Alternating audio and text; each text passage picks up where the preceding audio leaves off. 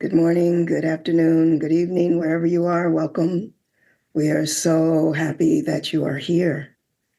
And so we are here for 90 minutes to inspire community and hope.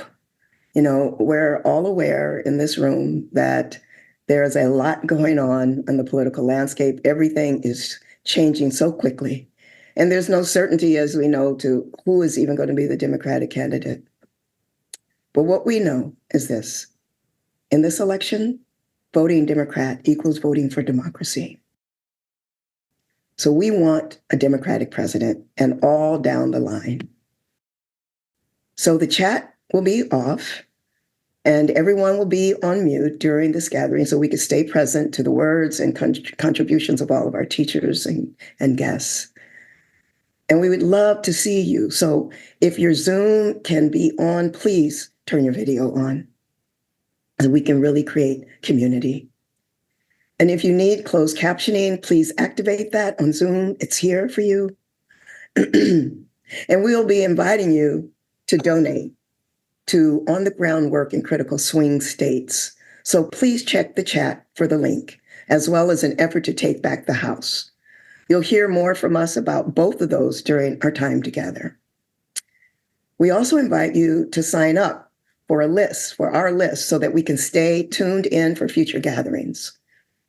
And if you want to invite others having issues with Zoom, or never fear, because anyone can view this event live right now at www.youtube.com/Tara Brach. That's youtube.com/Tara Brach. And for those who are tuning in via live stream, I want to direct your attention to the event description where you'll find donate and sign up links.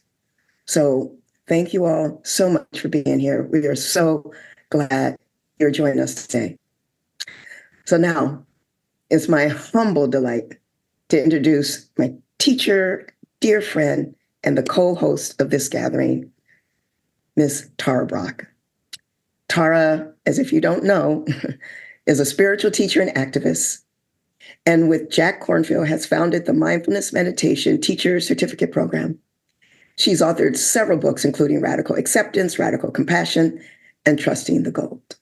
Tara, welcome. Bless you, Konda. Thank you. And oh my gosh, it's so good to see each of you here. It feels nourishing and right. We need to be together right now, and we need to act. You know, many of you are familiar with that phrase, action absorbs anxiety, from Angel Sarian. It does. And compassionate activism, when we act from love, really has the power to transform our world. I'll share with you that I get a lot of complaints when I'm teaching and I'm focused on the wider society, and read you one from this week. Why are you linking meditation with social activism? I come to you for spiritual peace, not politics. My sense is that linking of inner practices of mindfulness and compassion with social activism is the hope for our world. I mean, we're here in an immediate way, friends. We need to elect Democrats. And as you're aware, we're in for the long haul. I mean, if we want a truly just, inclusive, compassionate society, we need to raise consciousness. And social activism, to be transformational, it needs to be grounded in presence and care. I mean, if not, just when you think of it, if our words, if our actions to save democracy are fueled by anger, by bad othering, by dehumanizing, we know it's only going to see more dividedness, more violence. But here's the thing. Reactivity is natural. It's pervasive, especially given the real dangers we face. So for us together to be acting from love, it takes intention and it takes practice. I mean, I can see it in my own life, especially these last months.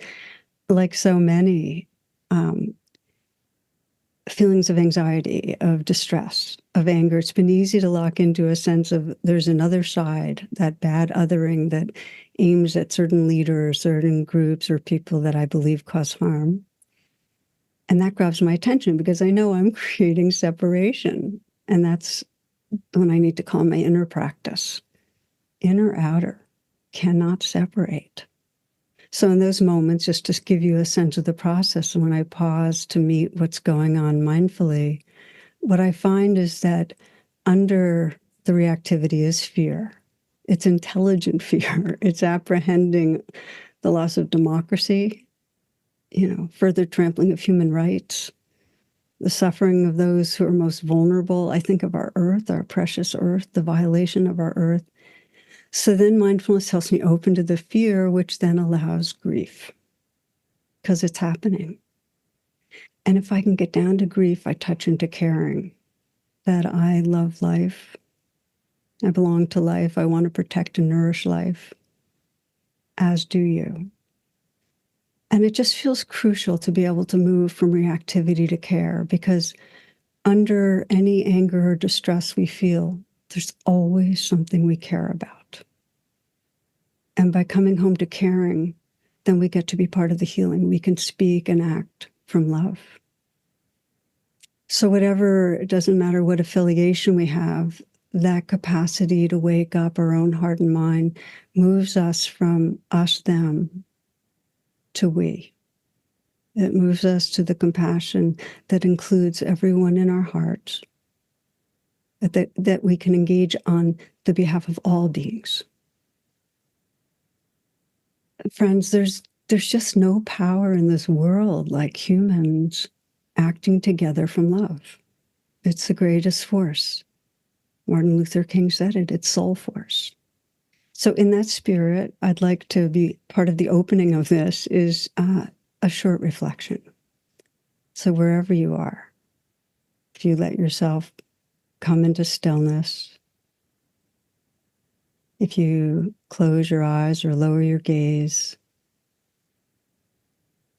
and just begin to attend to the inflow, outflow of the breath,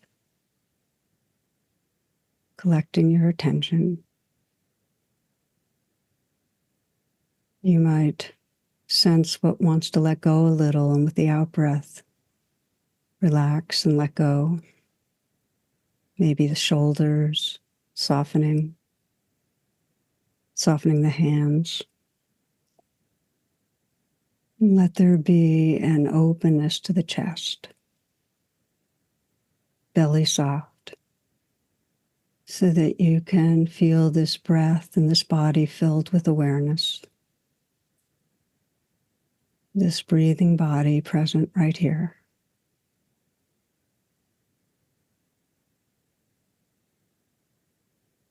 And from presence, just to let your attention include what's unfolding in our world right now. What brings you here? And just notice what feelings arise.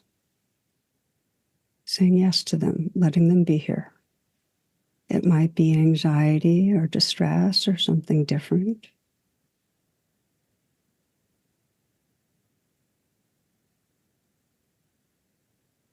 Keep deepening attention. If you'd like to put your hand on your heart, put your hand on your heart, but listen. Just sense what your heart most cares about, longs for.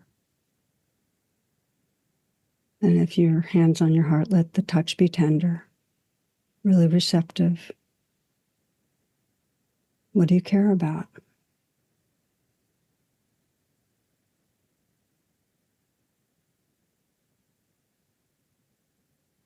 And then just taking a moment to widen the attention and sense all those who are here, thousands and thousands on Zoom, live streaming, and all those everywhere around the globe who care deeply about this living world. That we're together in caring, belonging to something larger. And now you might inquire, what is love asking from me right now? How can I serve? What is love asking from me? It's a powerful inquiry, now, ongoingly.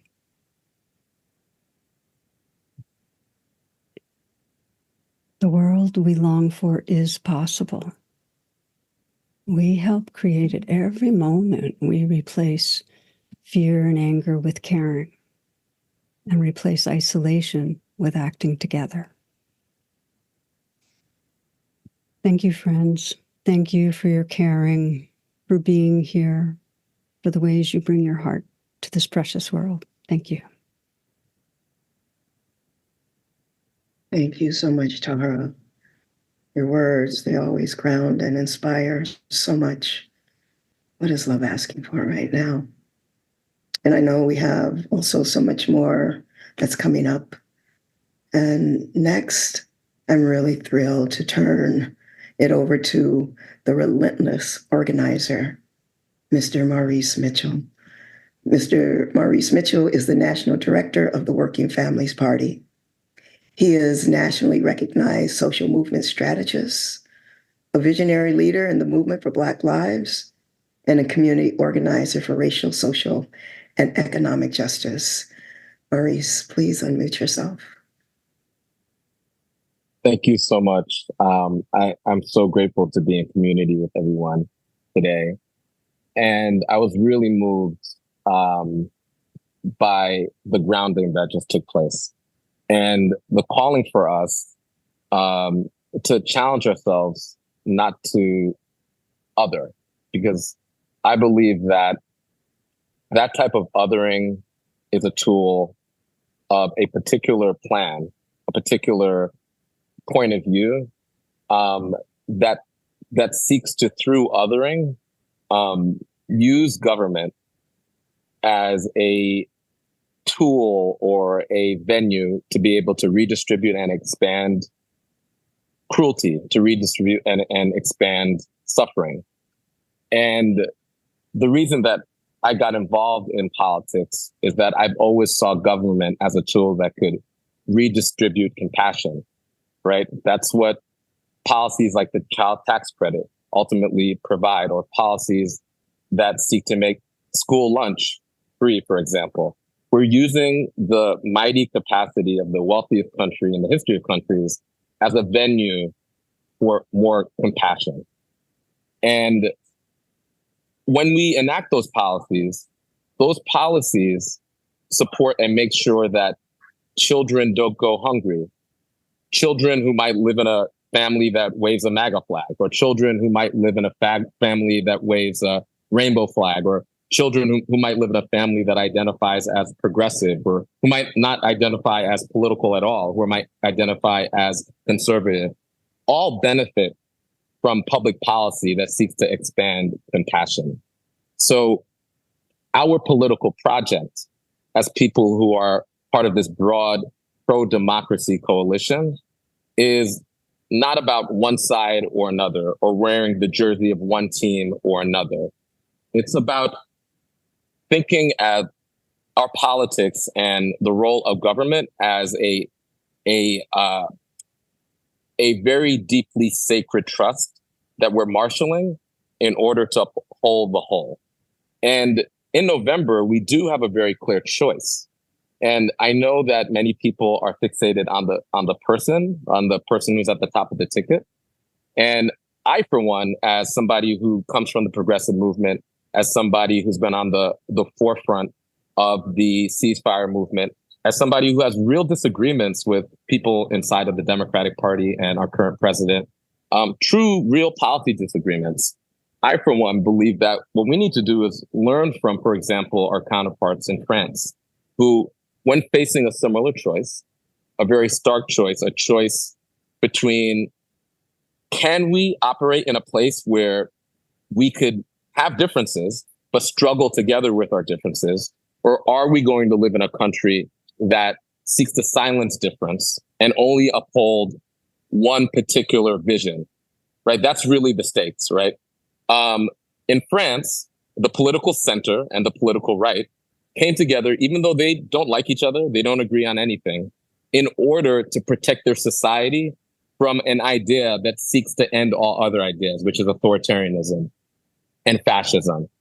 And so that they could continue to debate.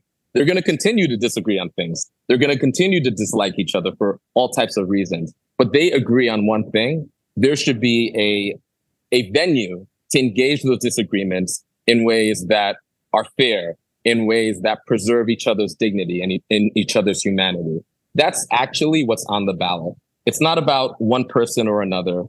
And it's not about the adherents of the MAGA philosophy, who are working people just like the people that I organize, who have a point of view that I deeply disagree with.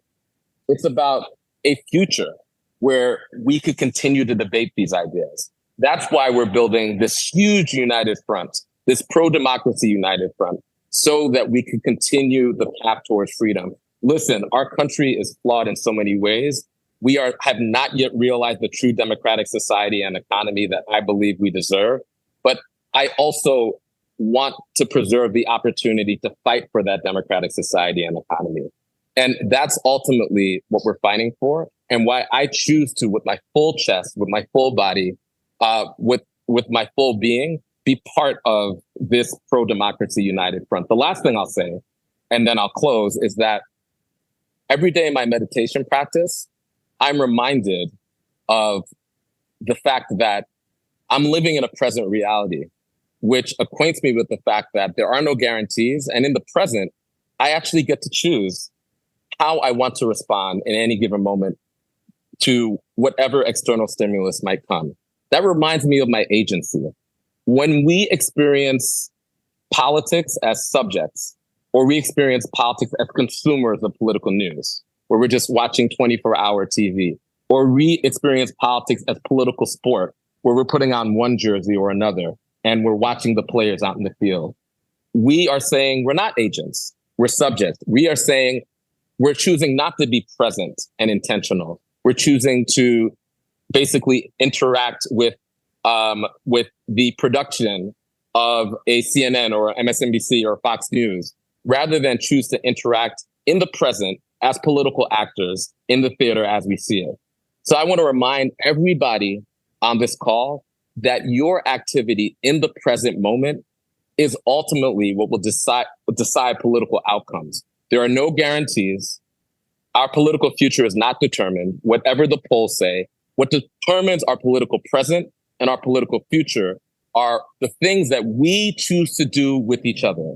And so I implore you to choose to be part of a very, very broad coalition that includes a lot of people, I like to say from Cheney to Chomsky, that agree that we should continue to have a venue in order to struggle around these ideas. And also part of a faction that believes that government ultimately should be a tool in order to expand and redistribute our shared compassion. Thank you. And I'm looking forward to being in that fight and that struggle with you. Wow. Thank you so much, Maurice. That was brilliant, brilliant. Fire and brilliance all together, all at once. And we have even more of that coming up next. I want to welcome next to the mic, Miss Fania Davis. Fania is a dear friend of mine, is a longtime social activist for justice, civil rights, trial attorney, restorative justice practitioner, and writer and scholar with a PhD in Indigenous knowledge. Fania is the founding director of Restorative Justice of Oakland Youth, our joy. And I am fortunate enough to say that she is also on my board of directors of my nonprofit. And I offer the mic to you now, Fania. Thank you, Konda. Thank you, Tara and Maurice, all for your insights and for your presence.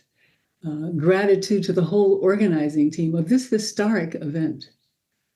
And thank you, everyone in the room, for choosing to be here now.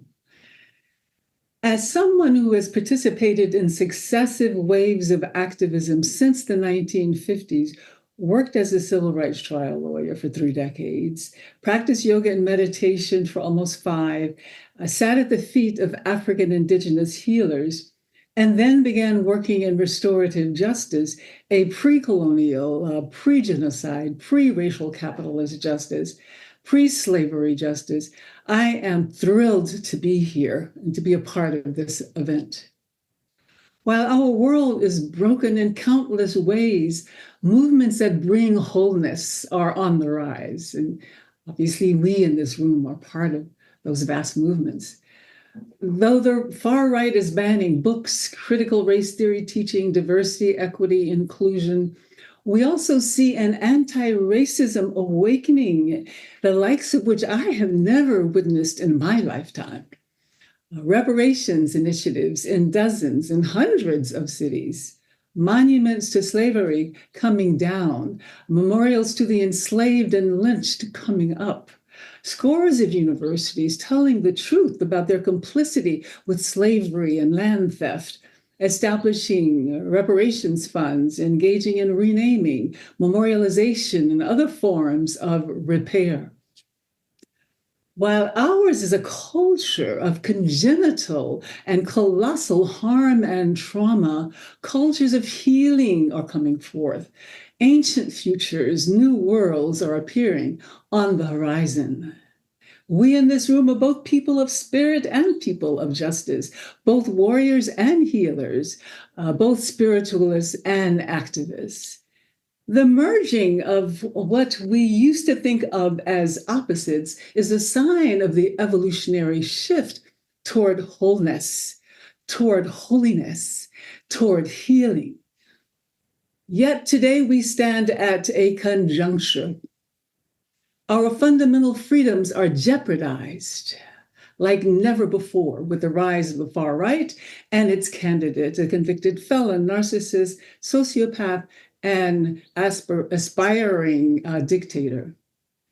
The existential question before us is, what will each and every one of us do? The way I see it, well, I'm going to leave that for you to decide what you will do, but I will share my thoughts on this question. I've never been one for mainstream electoral activism. The way I see it, both parties are parties of capital. Both are tools of the master, as Audre Lorde might say. Even so, in this election year, there's too much at stake, and inaction is not an option, no matter how I might feel about those two parties. So I'm going all in to defeat the far right and save our democracy, flawed though it is. The relentless uproar and clamor of the media notwithstanding, the far right will not be defeated solely by a single individual running for the highest office in this country. And I feel like I'm kind of repeating what Maurice has said, and we're definitely on the same wavelength here. It will take broad coalitions, a multiracial and multi-gender alliances, a massive grassroots movement of people nationwide who may have political differences, but who are all united behind a single goal: to defeat fascism and to protect our fundamental freedoms. That's the united front. And so in the weeks leading to the election, I will be connecting to others in my area, which is Oakland. I will be going door to door. I haven't done this probably in 30 years or so, 40 years. I will be going door to door to canvass, to talk to voters, to register voters. I will do all I can to defeat the far right, so that we will still have the space to organize and mobilize liberatory movements, so that we will still have the space to create new worlds where true democracy is possible. 40% of eligible voters don't vote in this country, mostly disenfranchised populations. A massive person-to-person, door-to-door, get out the vote and voter registration effort is at the heart of a winning strategy.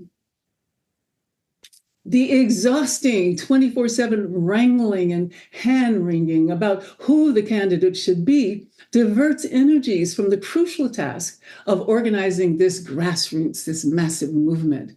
It creates a divided house. I'm with Cori Bush, I'm with Ian Omar, I'm with Ocasio-Cortez, Bernie, with the Congressional Black Caucus, and many others. We have a candidate. Now let's get to work. Let's have hope. Let's be hope. Thank you. Fania, thank you. Beautiful, beautiful. Wow. So this is a good moment right now to ask, don't folks want more of this? I mean, this pure pro-democracy off your cushion inspiration that we are receiving this afternoon. And if you sign up for our list, you'll be the first to know about future events and ways to get engaged. And I know some of you are already making donations. Thank you, thank you, thank you. And this is a good time to remind you, Tara, Maurice, and Fania are making the case for this democracy. If you're able to give, every dollar counts in this election. Okay, and now to hear more about where some of these dollars are going, right to the work on the ground in the states that matter most, I'm super excited to present lifelong activist, tireless idealist, and messenger from the ground in Wisconsin, Ben Wikler. Ben is the chairman of the Democratic Party of Wisconsin. Since his election in 2019, he's led a transformation in the state party from the ground up. Ben worked with members of Congress and was a leader at Move On and Avaz before returning to Madison, where he lives with his family. Ben, you've got the mic. Thank you so much, Konda. Thank you, Fania, for those extraordinary remarks. Thank you, everyone, for being here in this moment. This is one of those moments when we ask ourselves what kind of world we want to live in, and then remind ourselves that we have the power to create that world. And at the moments when there's the most panic in the media and there's the most swirling around and uncertainty, those are the moments when focusing in on what our most profound commitments actually guide us to do can have the greatest impact. And I say that coming to you from a house of a volunteer in Wisconsin who's kicking off a door-to-door canvass even as we speak. I just spoke to the volunteers who've gathered for this moment to go out and do this work. And what I want to share with you is the experience of being in a state like Wisconsin, where 4 of the last 6 presidential elections has come down to less than 1 percentage point. That's 2 or 3 votes per ward across the state. Wisconsin, Michigan, and Pennsylvania, the 3 states where you're supporting this work, you're supporting the state parties that have been building up grassroots from the ground level organizing programs that work in every election in a way that has made this moment of possibility possible itself.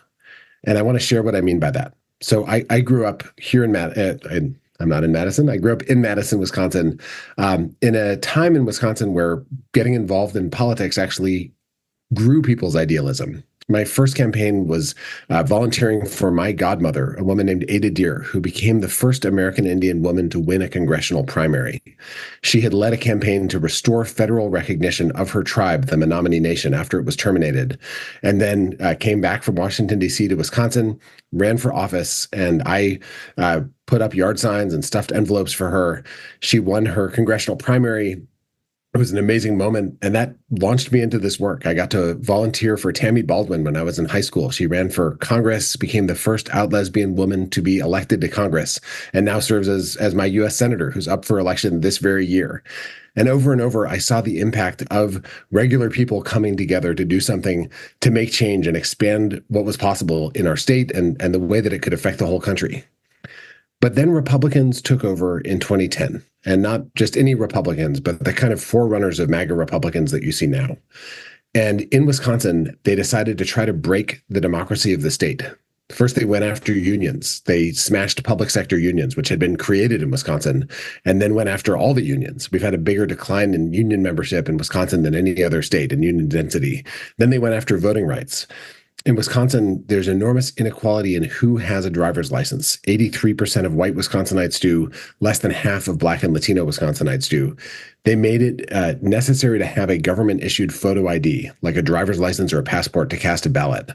And it essentially removed hundreds of thousands of people from being able to vote, and by itself was more than responsible for Trump's victory here in 2016. They made Wisconsin the 2nd hardest state in the country to register to vote, the 4th hardest state to cast a ballot. They rigged our state legislative maps to gerrymander the state so that the public could not throw out the Republicans who passed these laws.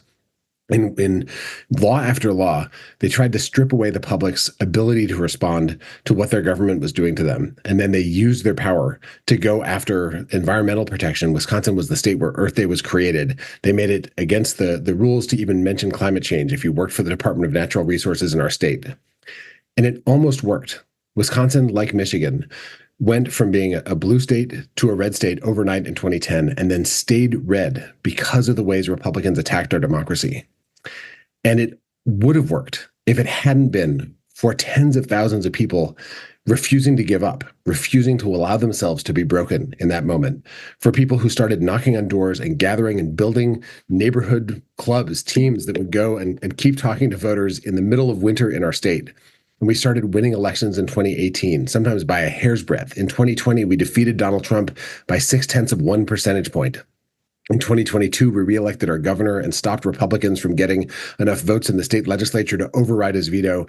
And then in 2023, after years, we won our state Supreme Court. And because of all of those things, we now have fair maps, not gerrymandered maps. And we have an explosion of extraordinary candidates running for local office across the state in a moment of profound hope, even while the whole country can feel like an alarming roller coaster of dismay.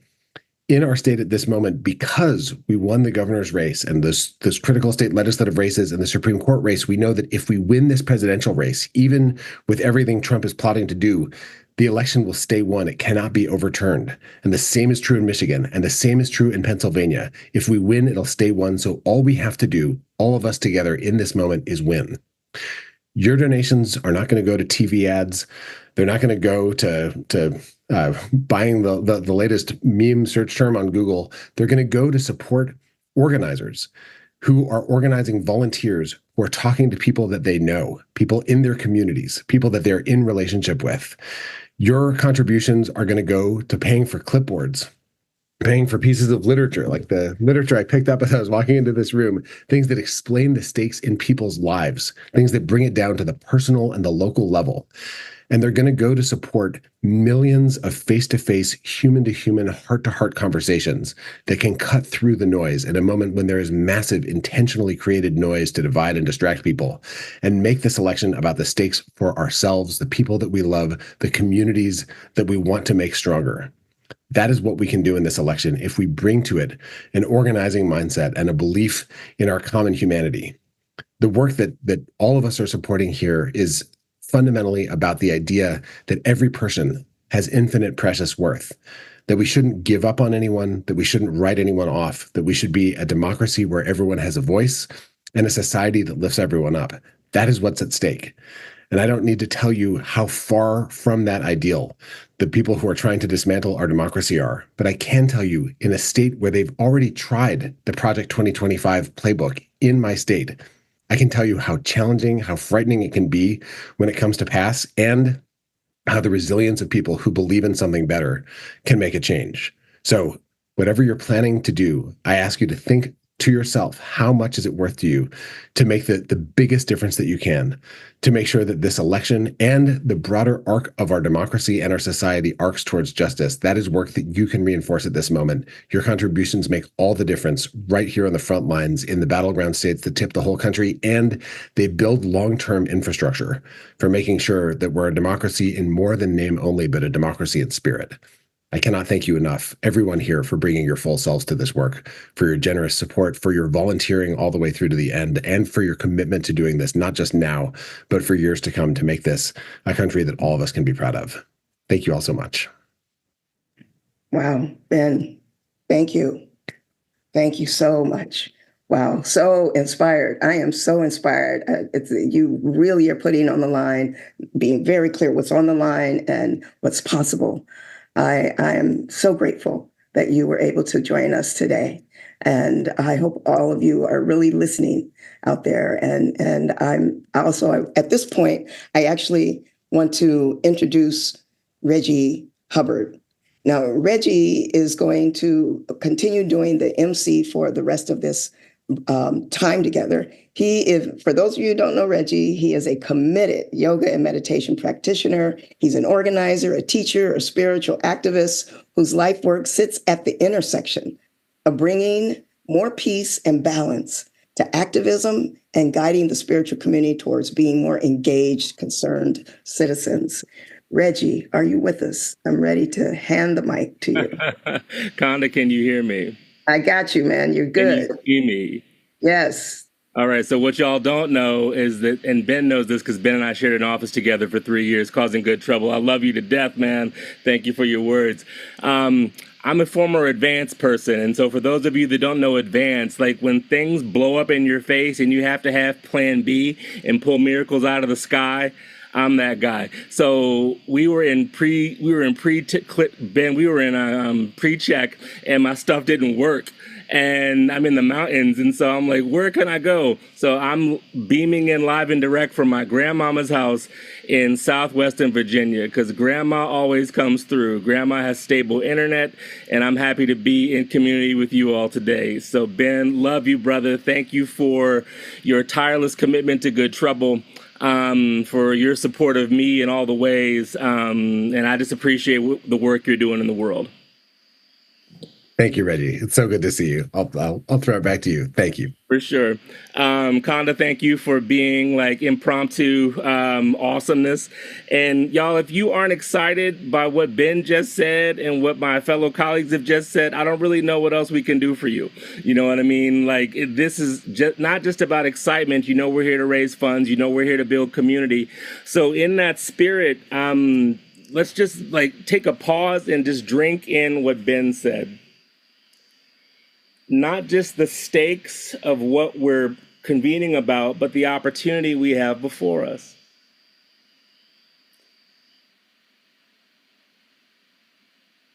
So whether you can give money or whether you give time, that you gave your time today and be in community, that is a beautiful first step to our collective redemption. So let's take a deep inhale into what we believe and exhale to what we fear. Welcome back. We're going to be transitioning to a moment of art and poetry, but before we do that, we're also raising money not just for the Swing State Initiative, but there's another initiative we're here raising money for, which is to help flip the House of Representatives. When Ben and I shared an office, it was for Move On, in direct opposition to everything that the Republican House majority stood for. And we've seen the uselessness, quite candidly, of this Congress and Speaker in name only Mike Johnson. I'm so glad this is a partisan event because I can say what I feel. We've seen what a Congress is like under MAGA control. Winning back the House is a bonus if and when Dems win in November, and it's a hedge against the unspeakable alternative. Our team of political advisors has done research into the best way to be of service to this initiative. And Project 118, something that has been placed in the chat, is a way for you to be of service, not just to taking back the House, but I mean, the House is one of those things where if you are in the majority, you do good things. If you're in the minority, in terms of like the Senate or the presidency being in an alternate party control, you can be a hedge against that destruction. Like I've been in that situation before. So be of service. Our goals today are to be of service to that as well. So thank you for that. And so it's a rare gift and a beautiful opportunity that I now have to introduce two incredible artists to not only fill our cup in deep, different ways, but just to give us that level of inspiration that's beyond the political, that's into the spiritual, into the realm of just the aspirational and the imaginary. Born in the Bronx and raised in Alaska and Texas, now based in Oakland, Melanie DeMore is a singer and composer, choral conductor, and music director, and 3-time Grammy nominee. Give thanks. Nothing is closer to her heart than bringing people together wherever she is to experience the healing power of music. After we play a video of Melanie's beautiful singing, Jane Hirshfield will read a poem for equal inspiration. Jane Hirshfield is a poet and essayist and translator known for one of American poetry's central spokespersons for the biosphere. A 2019 elected member of the American Academy of Arts and Sciences and lay practitioner of Soto Zen, Her books include 10 collections of her own poems, 2 books of essays, and 4 volumes presenting world writers from the deep past. So after this beautiful video of Melanie performing, we will invite in Jane for her powerful poem, Let Them Not Stay. Cue the video. You gotta put one foot in front of the other and lead with love. Put one foot in front of the other and lead with love. You gotta put one foot in front of the other and lead with love. Put one foot in front of the other and lead with love. Don't give up hope. Don't give up hope. You're not alone. You're not alone. Don't you give up. Don't you give up. Keep moving on. Keep moving on. You gotta put one foot in front of the other and lead with love. The other one. One foot in front of the other and lead with love. You gotta put one foot in front of the other and lead with love.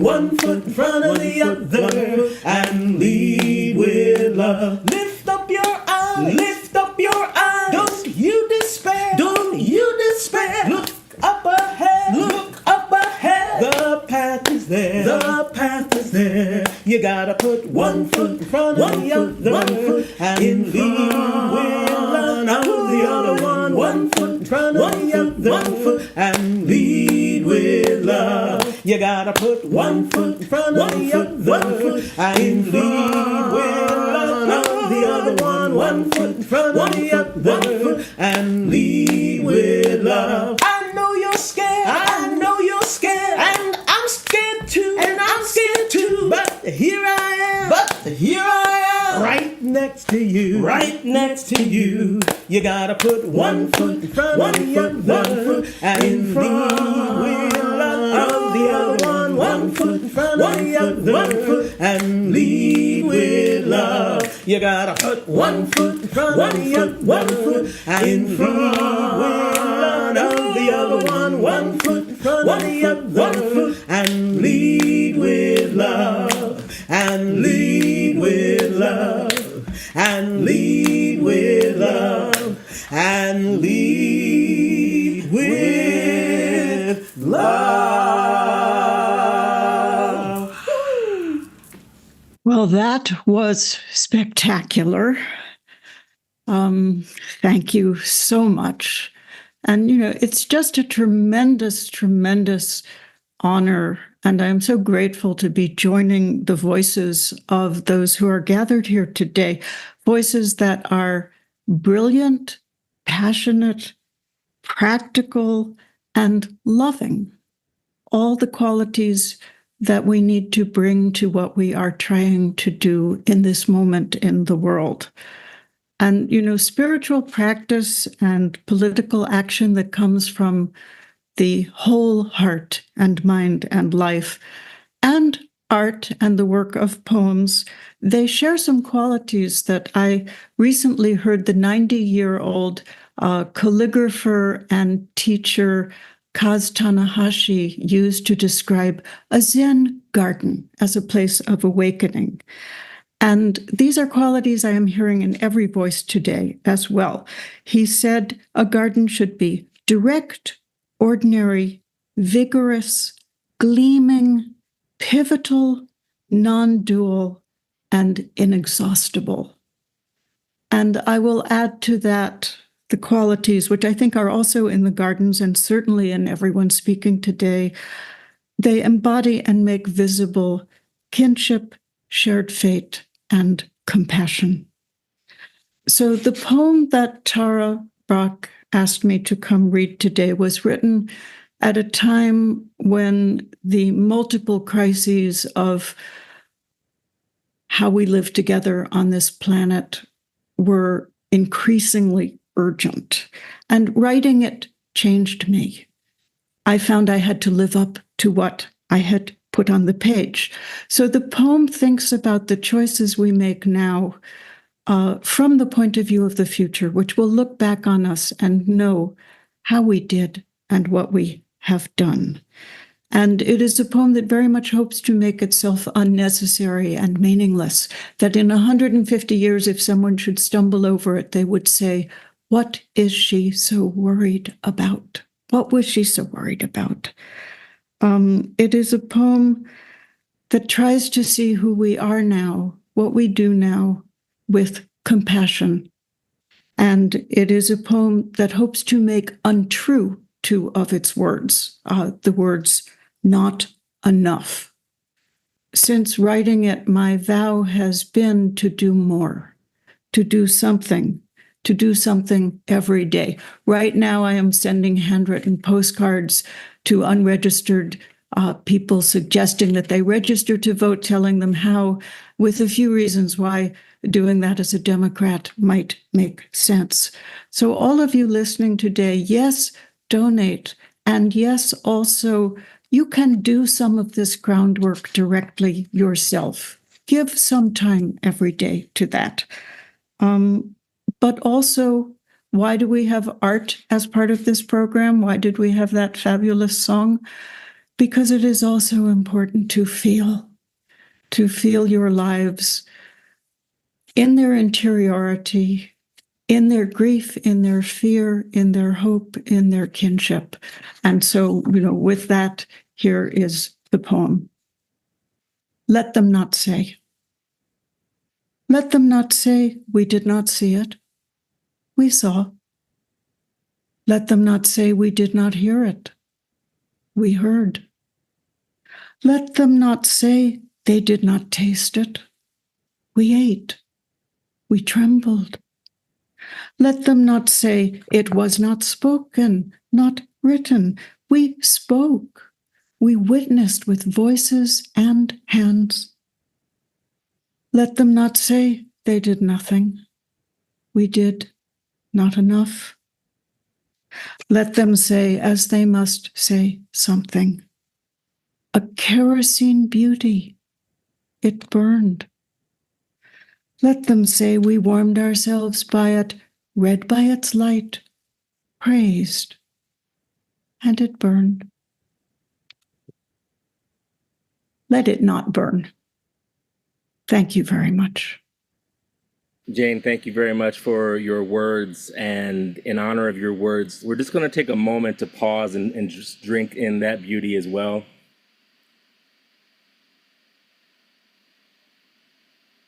Allowing yourself to be present with whatever has come up from the song and the poem.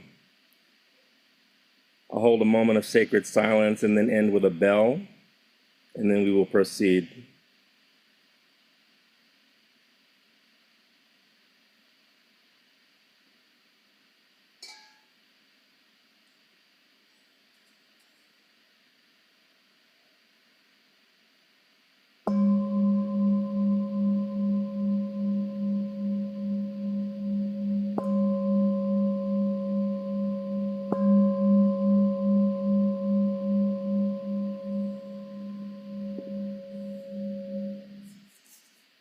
Welcome back. Whew. This is why we love the arts. This is why we're supporting democracy, because art doesn't exist in Republican administrations. Just to digress a bit, when Ben and I worked together, we worked on a campaign because MAGA-controlled Congress wanted to take away PBS and Sesame Street. Nah.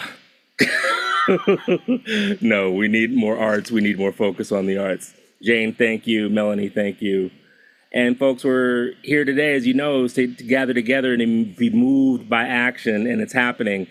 There are over 3,500 of us on all the channels in this present moment being present together. Think of that. Thousands of people are in this sacred container, like being inspired and taking action. Donations are coming in service to our committed cause. Give thanks for that. And we're thrilled to talk about that. We're thrilled to announce these donations. We don't have real-time numbers, but just know that they're coming in and that your work is having real impact right now. And maybe volunteer. And if you don't have money to give, listen, been there, and many times I am there. Give your time.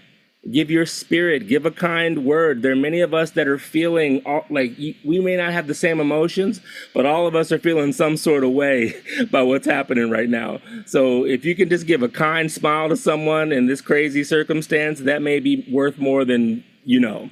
So gratitude for the arts, gratitude for community, and gratitude that we're able to hold this sacred space together with thousands of us simultaneously. I'd love to introduce now someone who's become a friend of mine, not only in the Dharma, but in life.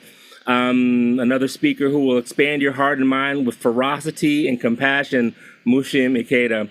Mushim Patricia Ikeda is a core teacher for the East Bay Meditation Center in Oakland, California, a Buddhist and secular mindfulness teacher, author, and longtime racial justice activist.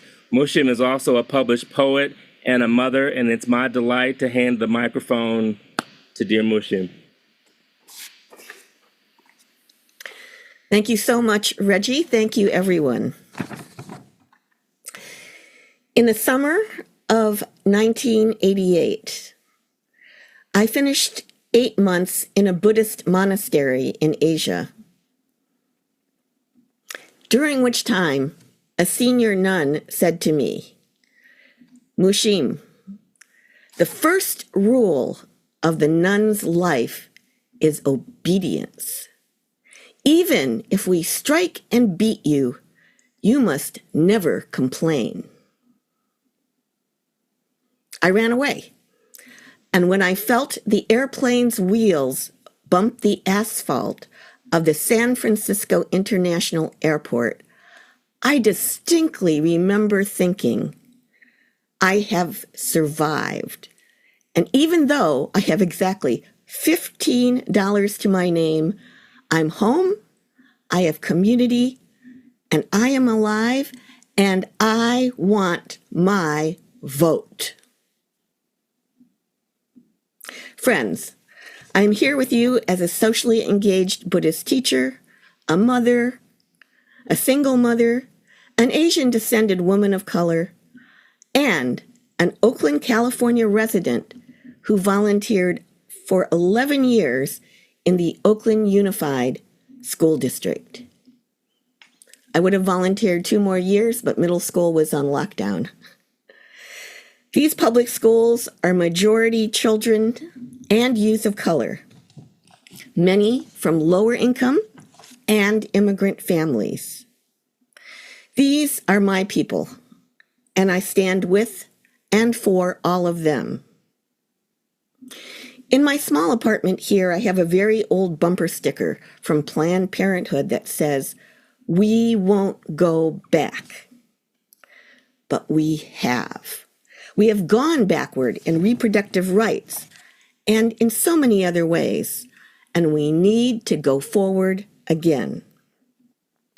Saving our democratic process means information, not disinformation. Means equity, dignity, workers' rights, affordable housing, education, not poverty and desperation.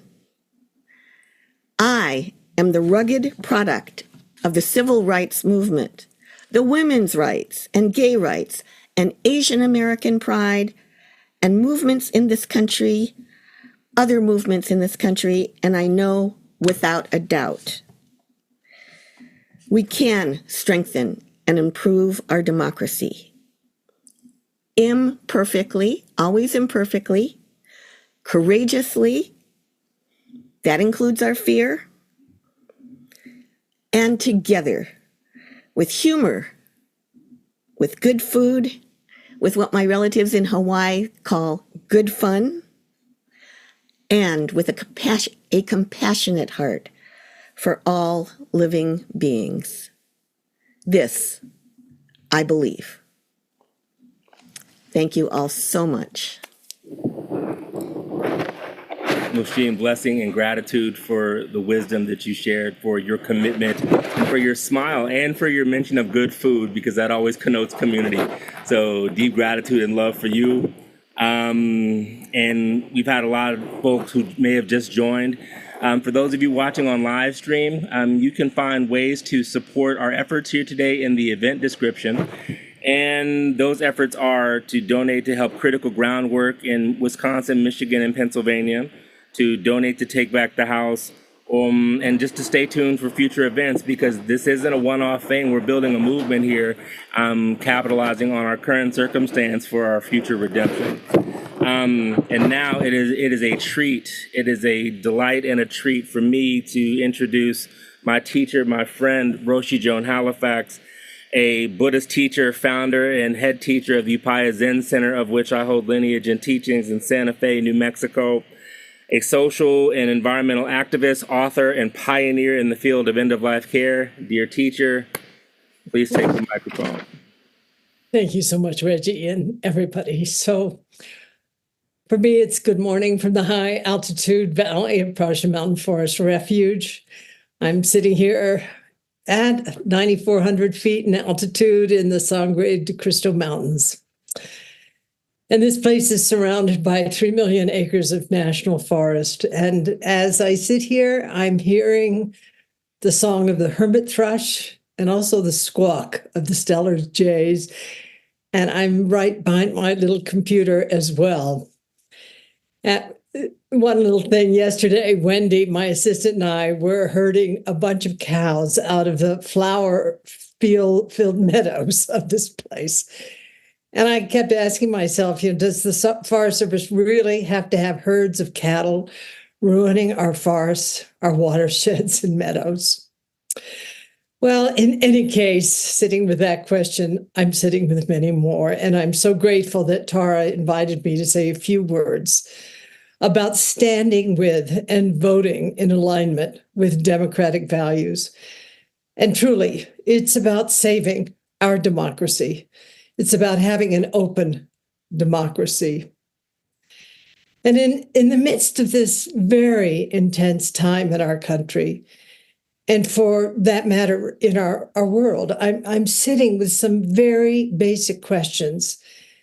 And you are probably sitting with similar ones as well. For example, do we understand how much character matters and how our engagement in the world today really matters? And also, how do we find a way to express hope in the midst of threat?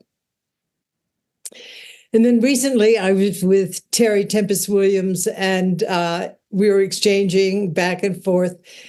And she asked this question, how do we find beauty in our broken world? And let that be a resource for us as we face hazard in every quarter. I mean, crushing wars and genocides, the sixth great extinction, climate chaos and catastrophe, and just more. But we are also faced with another extraordinary challenge, and that's why we're gathered here. And that is, how do we keep our democracy open and thriving, even as we see it being crushed by visible and invisible forces? Another piece that is strong for me is, how do we address the breakdown of moral character and deal with authoritarianism that's forcing its way into democracies everywhere? So here are at least 4 things that I feel might serve us to actualize at this time. And number 1, this is to keep clearing the mind of psychosocial debris to the extent that we can, through practice, through love, through art, through the natural world, and also keeping aligned with the values of integrity and care, and also letting wisdom and courage be the guide, not falling prey, if you will, to the psychological manipulations of ill-meaning players. 2 is to educate ourselves about the strategies of transmissional delusion that are in the world at this time, including, and this is a term I learned last year, infoshum, or information noise, information noise pouring out of the mouths of candidates and their cronies. And it's all over the news outlets. It's all over social media. Another one is gish gallop, a form of gaslighting, a term that I only learned recently from Heather Cox Richardson. And this is where an overwhelming amount of disinformation is being delivered with this kind of sense of great authority and at a rate of speed that is completely discombobulating. Another is moral outrage, something I've looked at a lot. And this is a combination of anger and disgust that is so contagious. And it builds a kind of negative tribalism. So the third is keeping our communities of care, of our communities really grounded in conscientiousness and compassion, and also this experience of connection, keeping those communities close but open and rooted in our bodhisattva vows. As we see in this gathering, we really need each other at this time. And we need to have the heart and mind clear enough to hear the cries of suffering in our world and to respond not only as individuals, but also as wise communities of courage and care. And the fourth is to engage. Talk to people, build relationships across the divide, rehumanize, write your postcards, write your letters, write your Congress people, get out the vote and organize. And don't be afraid to take action. I mean, this is a time when we really have to give it our very best. There's a story I read years ago about the old-time presidential candidate, A.J. Musty. It was during the war in Vietnam, and Musty stood in front of the White House night after night with a single lit candle. And many nights he was all alone. And a reporter, I think it was from the New York Times, interviewed him one evening as he stood in the rain. And the reporter said, Mr. Musty, do you really think you're going to change the policies of this country by standing out here alone at night with a candle? And Musty replied, oh, I don't do this to change the country. I do this so the country won't change me. This is a kind of beginning for us, and it's also a long tradition. We have to stay aligned with our values, and we have to act. And in doing this, I have to ask myself, what am I doing? And I ask you, what are you doing? What are our sanghas, our communities doing? And how does what we do reflect our character, our values, our vows? My friends, as we have heard from our good colleagues who have shared with us this morning, we've got work to do together, and also individually to shift the dial toward an open democracy.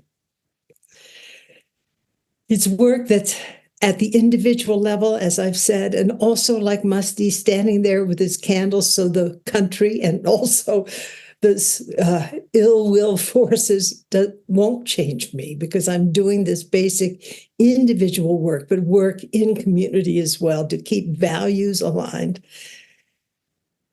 Well, I have more to say, but this is it for the time being. So I just have to thank you, Tara and friends.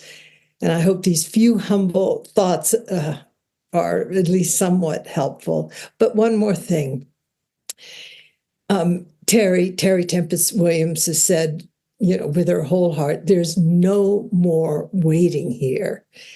And then she quotes the French philosopher and anthropologist Bruno Latour. We are all living in critical zones. Finally, at the end of a practice day at Upaya, we offer the night chant. And it goes like this: life and death are of supreme importance. Time passes swiftly, and opportunity is lost. Let us awaken, awaken. Do not squander your life. I would also say, do not squander the life of our earth and the lives of our children and grandchildren by not valuing our precious democracy. Please, we must act now. Please do. Thank you. Thank you, dear teacher, dear friend, loved one. Great to see you and receive your wisdom. I was looking around for something to write with, and I took my notes in red crayon because that's all I had to find within arm's reach. So thank you for helping me find that impetus to write quickly. Without further ado, I'm going to introduce someone who needs no introduction to offer thoughts in the spirit of togetherness, Jon Kabat-Zinn.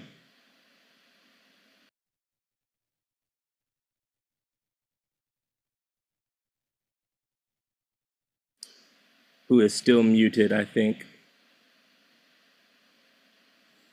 Thank you, Reggie, and to you, Roshi Joan, and everybody who's here and everybody who's spoken and hasn't spoken. Our very presence speaks volumes, and I think we all realize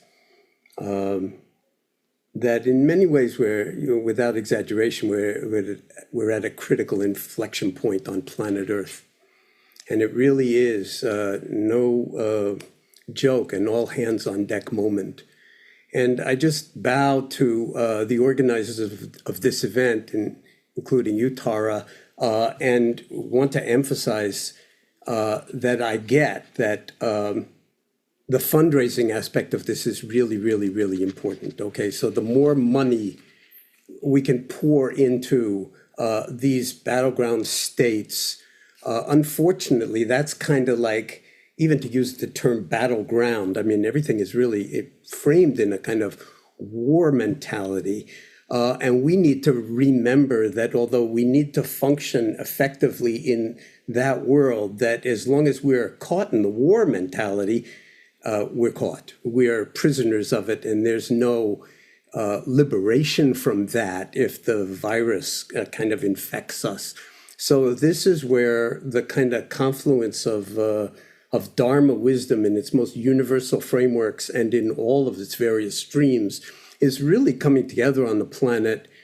And this gathering on this technology, which would have been inconceivable in 1950 or 1980 even, that now allows a kind of flourishing of Dharma that we've all experienced and been part of for a very long time. And I kind of want to remind us all that the very word Dharma is deeply related to lawfulness. And lawfulness has everything to do with how we govern ourselves.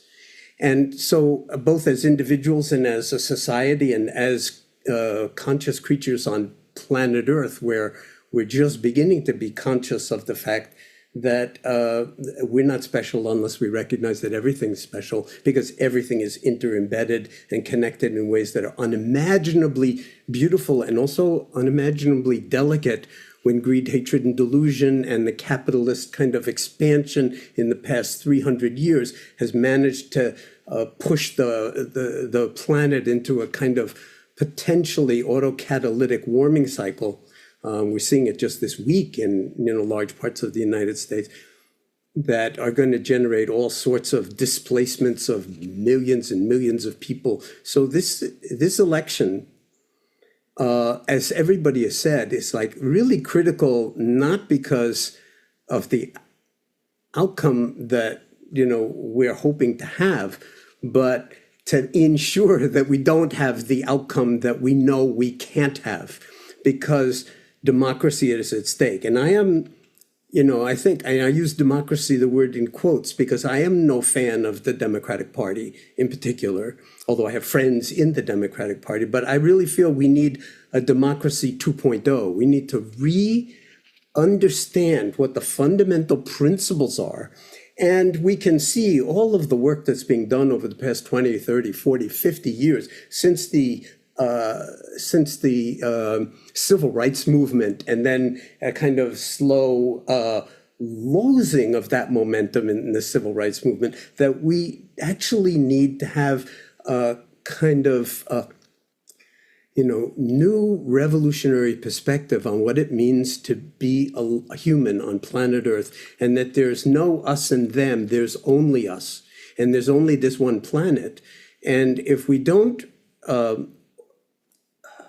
learn to inhabit the full dimensionality and boundlessness of our consciousness that is coextensive, as far as I'm concerned, with compassion and with seeing self in other and other in self and in nature, then we're lost. The jig is up. And so we can talk as much as we like about our true nature, but the fact is that that's a koan in itself, that this is like, what is the true nature of our opportunity at this moment? And I just want to say that I hear what's been said about the importance of the fundraising element of it and getting into those three states where the battle is going to be most appropriate, most taken, or decisive, and talking with people who you might never actually talk to. And I haven't been doing that, since the sort of 60s, or which was the last time that I got involved in this kind of thing around the Vietnam War and civil rights. But now I feel like, I'm going to commit myself to actually talking to people I usually don't talk to. And and also to giving what I can to actually support this very, very tenuous balance that is absolutely at a critical moment where we really do need to put our thumb on this scale very, very intentionally and say, there's no way that we can allow those forces of fascism and delusion and greed and hatred and a sense that,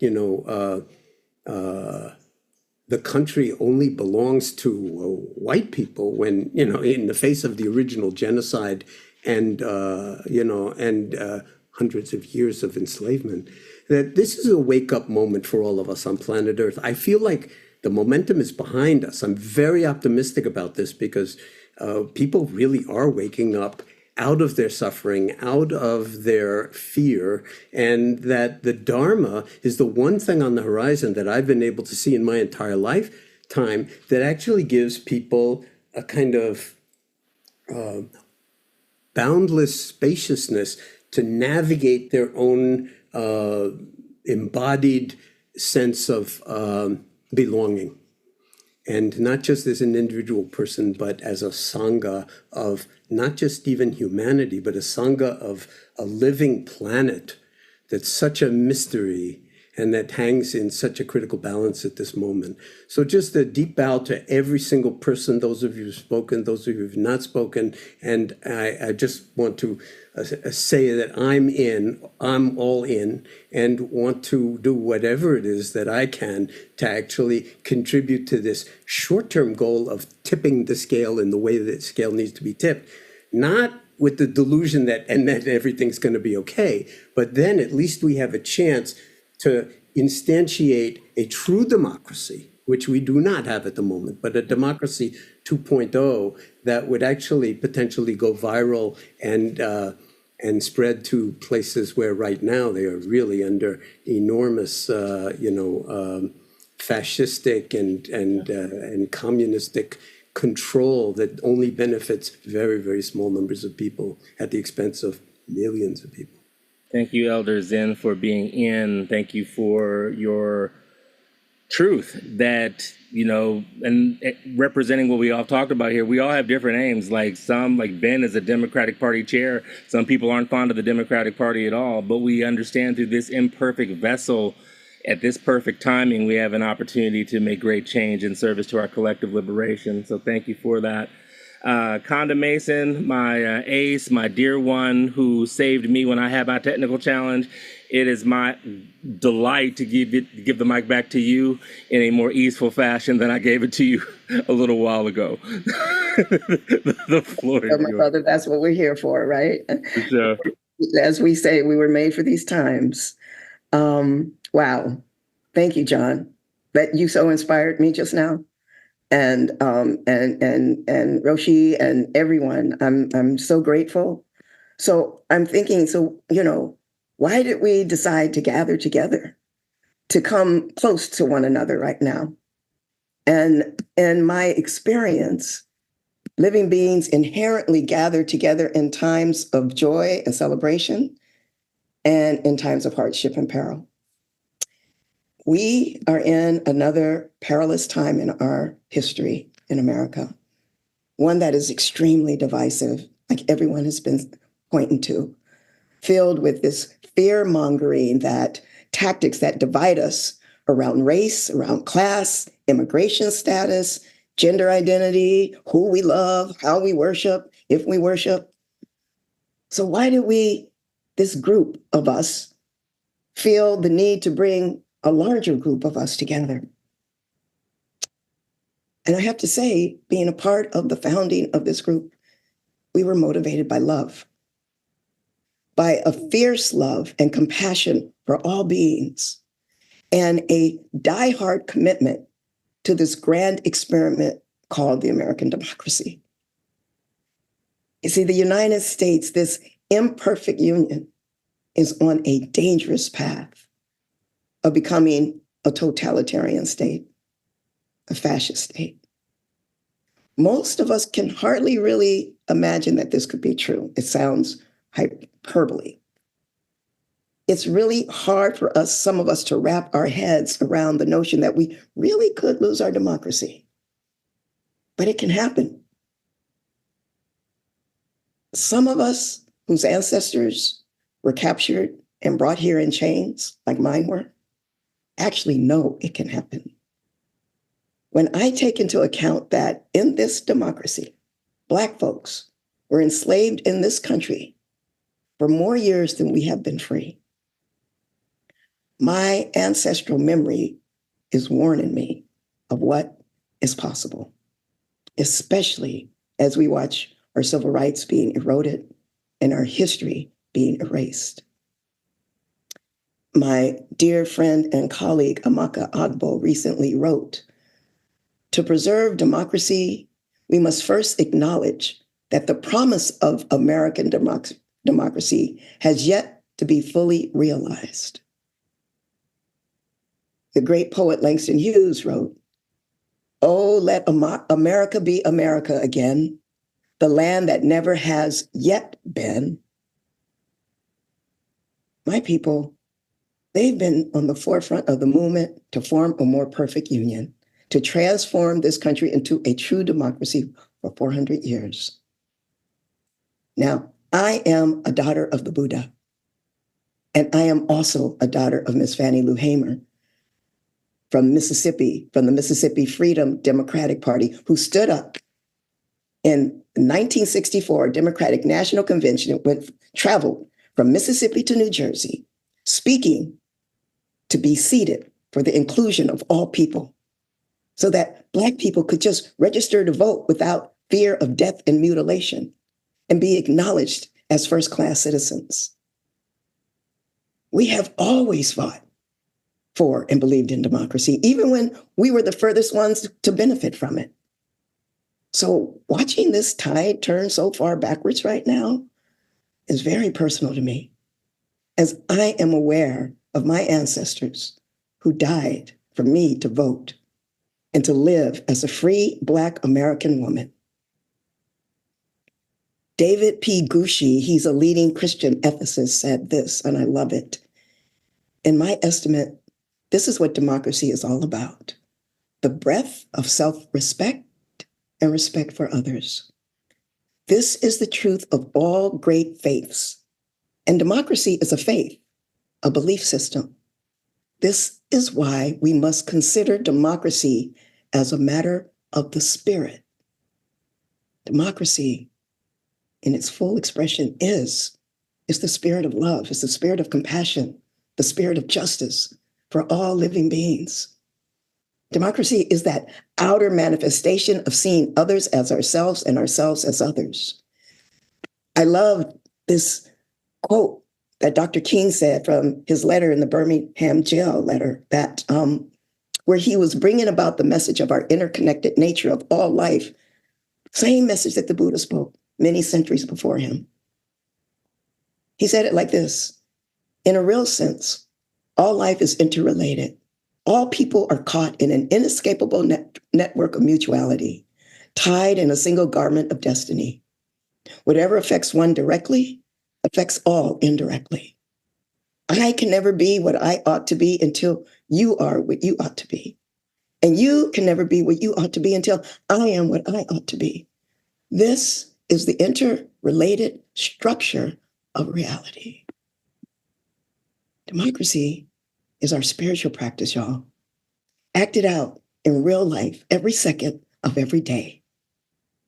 There is no separation between our practice of care for each other and our practice of democracy. And the idea that a political party with an extremist agenda today is doing everything they can to disrupt this long and winding road toward a more perfect union is just something we cannot afford to sit back on our cushions and allow to happen. Like everyone has said, we must act. And that action is actually what we're doing now, just showing up here. But there's more. We must come together across race and class and declare a vision of solidarity. We must also not allow Project 2024 to see the light of day. We have to build a multicultural, multiracial solidarity coalition. John, that's Democracy 2.0 in my mind. Built from the values of love, liberty, equity, dignity, compassion, and justice for all life on earth. And so with a boundless heart, should one cherish all living beings. I am the daughter of the Buddha and Fannie Lou Hamer. This is our task. This gathering, we called for November and beyond. And I look forward to gathering together again with you. Only this time it will be joy and celebration, because together we will win. Thank you for being here.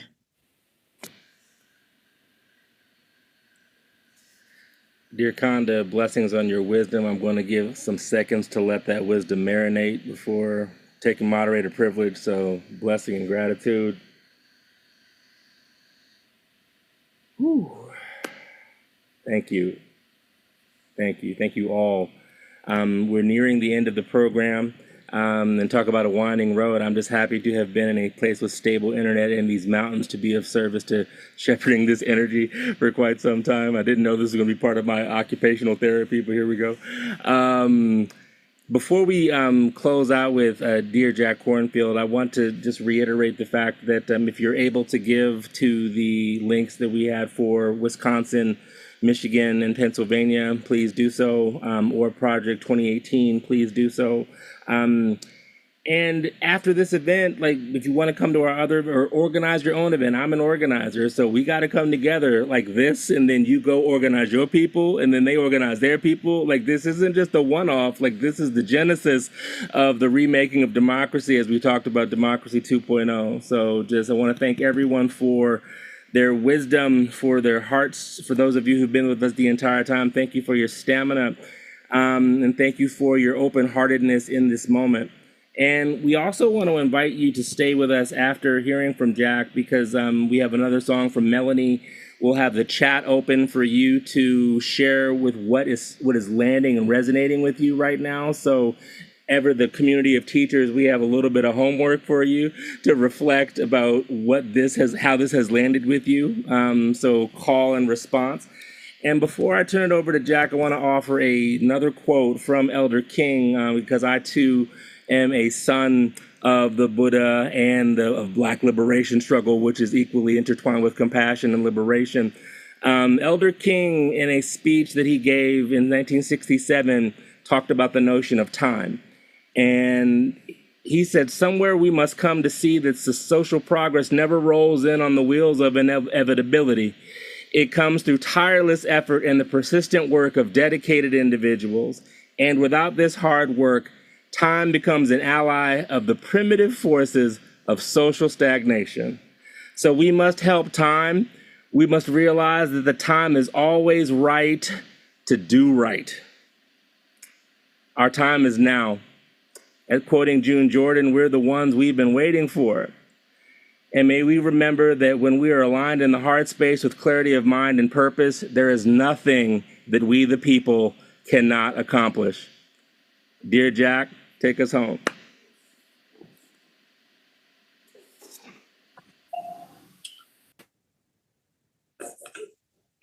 Thank you. I want to pause with everyone because I'm roused and inspired, and more than that, really deeply touched by the words and the heart and the care. So let yourself take a moment. Take a breath. Feel yourself seated here on this mysterious earth, given life, and able to carry beauty and to see the beauty around you. Notice your body and hold it, the dignity of your body with care, loving attention.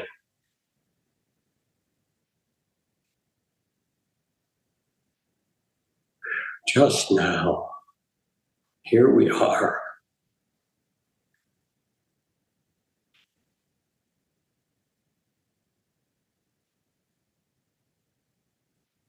And notice the state of your heart. There are those who would want you to be afraid.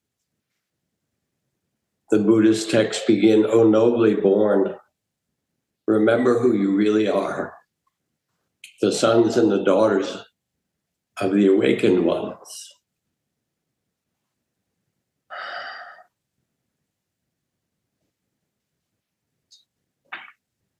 Come back to the care and tenderness that so many have spoken of today.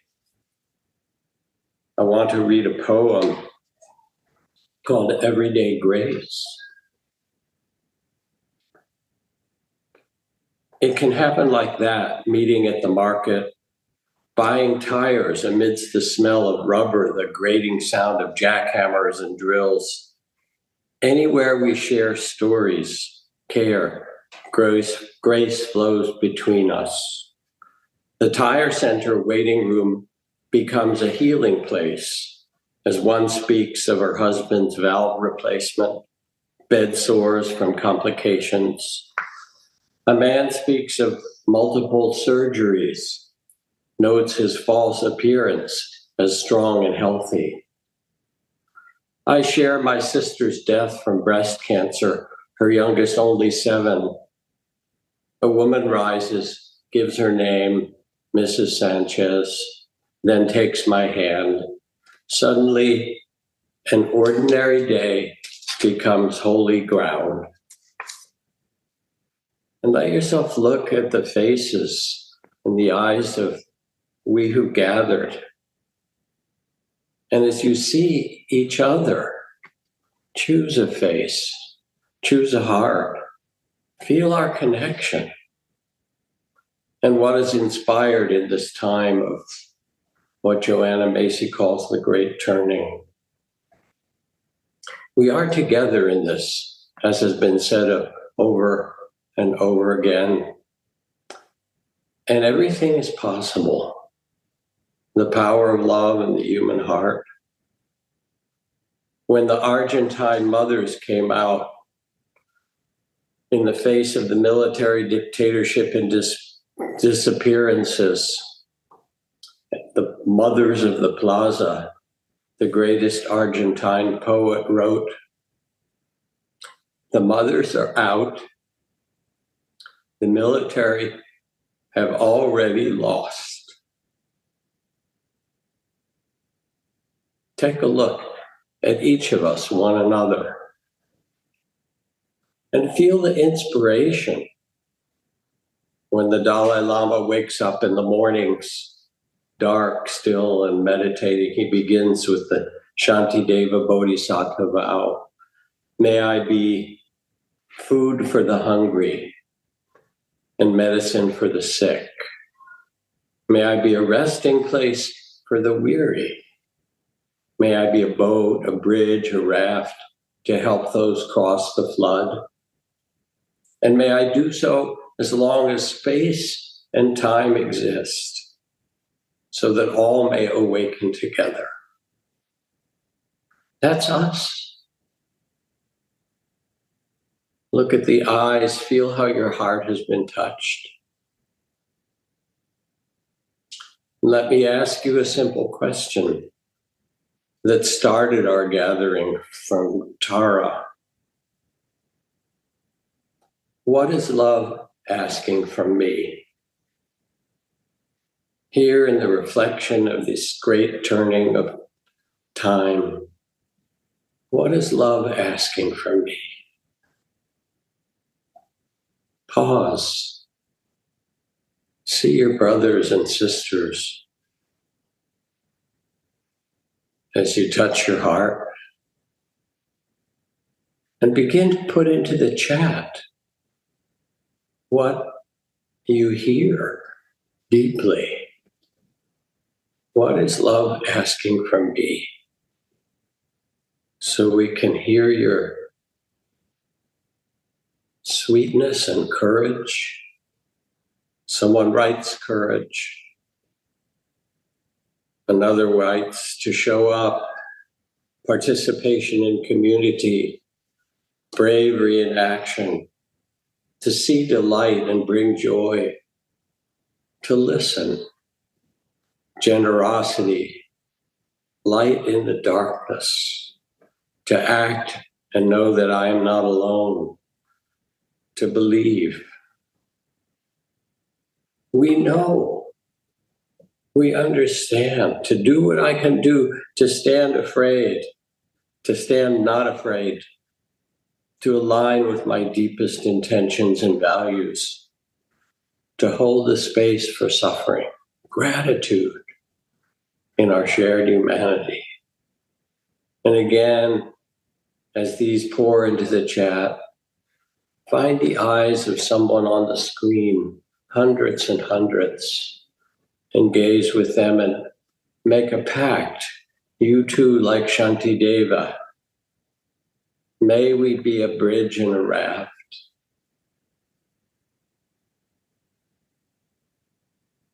May we be food for the hungry and medicine for the sick. May we uplift that which needs to be uplifted. May we care for one another and feel the connection.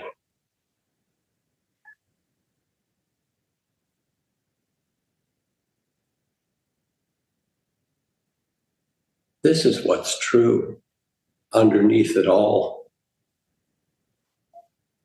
We're in this together. And we couldn't be together with a better crew.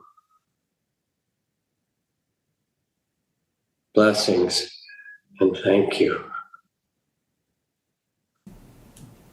Rise up, and take your place. Move to the head of the line. Join the human race. No more denying. Open your eyes eyes, open your eyes. You got a right to as you're breathing. You got a right to be free, and you got a right to feed your children and help them grow up strong. How can they face the future if they're hungry all day long? So rise up, and take your place. Move to the head of the line. Join the human race. No more denying. Open your eyes and see. You got a right, sure as you're breathing. You got a right to be free. You got a right to be angry at a system that has failed to honor all its people. You got a right to be heard, so rise up, and take your place. Move to the head of the line, join the human race. No more denying, open your eyes and see. You got a right, sure as you're breathing. You got a right to be free, and you got a right to be here, sister, brother, teach the family. You got a seat here at the table. Sit on down right next to me and rise up, and take your place. Move to the head of the line. Join the human race.